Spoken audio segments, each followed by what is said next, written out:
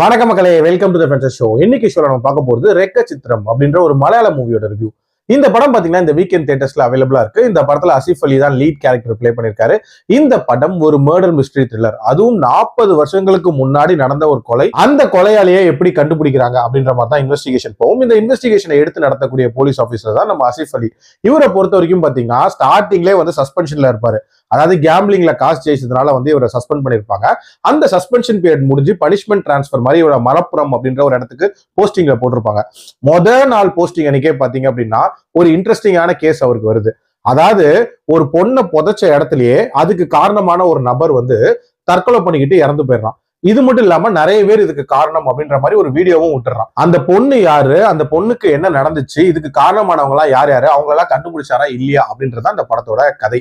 எனக்கு இந்த படத்துல பிடிச்ச விஷயமே இந்த படத்தோட இன்வெஸ்டிகேஷன் போர்ஷன் தான். சின்ன சின்னதா க்ளூஸை வச்சு ஒரு பர்சனையும் ரீச் பண்றது, அந்த பர்சன் கிட்ட இருந்து கொஞ்சம் இன்ஃபர்மேஷனை மட்டும் வாங்கிக்கிறது, அதை வச்சு ஃபர்தரா இன்வெஸ்டிகேஷனை ப்ரொசீட் பண்றது அப்படின்ற மாதிரி பயங்கர டீடைல்டா கொண்டு போயிருப்பாங்க. அண்ட் டுவர்ட்ஸ் தி எண்ட் அந்த கில்லர் அரைவ் பண்றதா இருக்கட்டும், அண்ட் இதுக்கான மோட்டிவ் அரைவ் பண்றதா இருக்கட்டும், வேற லெவல்ல இருந்துச்சு அப்படின்னே சொல்லலாம்.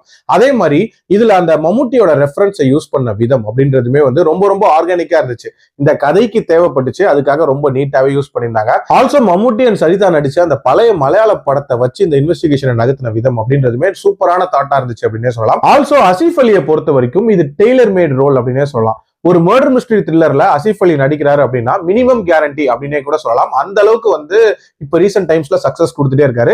இந்த படமும் அந்த லிஸ்ட்ல சேரும் அப்படின்னே சொல்லுவேன். ஆல்சோ இந்த படத்தோட லொகேஷன்ஸ் அப்படின்றதெல்லாம் வாவ் அப்படின்ற மாதிரியான ஒரு ஃபீலிங் தான் கொடுத்துச்சு.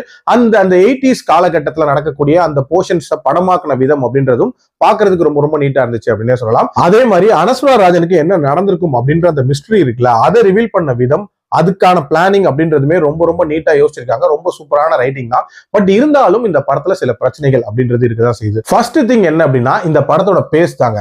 அதாவது அந்த மர்டர் இன்வெஸ்டிகேஷன் ஸ்லோவா போறதுல எந்த பிரச்சனையுமே இல்லை.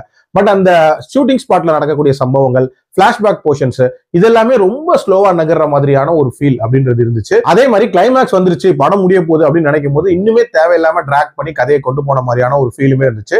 எல்லாத்துக்கும் மேல இந்த படத்துல ஒரு சில லாஜிக்கல் ஃபிளாஸ் அப்படின்றதும் இருக்குதான் செஞ்சுச்சு.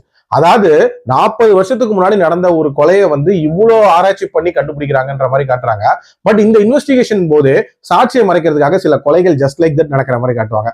ஸோ அதுக்கெல்லாம் வந்து ட்ராக்கிங் அப்படின்றது இருக்காதா அப்படின்ற ஒரு கேள்வி எல்லாம் செய்யுது. பட் ஓவரால் என்ன பொறுத்த வரைக்கும் ஒரு டீசென்ட் வாட்ச். என்னோட ரேட்டிங் இந்த படத்துக்கு 3.2 out of 5. அடல் கண்டென்ட்லாம் வந்து பெருசா இல்ல, தாராளமா பார்க்கலாம். மீண்டும் அடுத்த விமர்சனத்தில் சந்திக்கிறேன். நன்றி, வணக்கம்.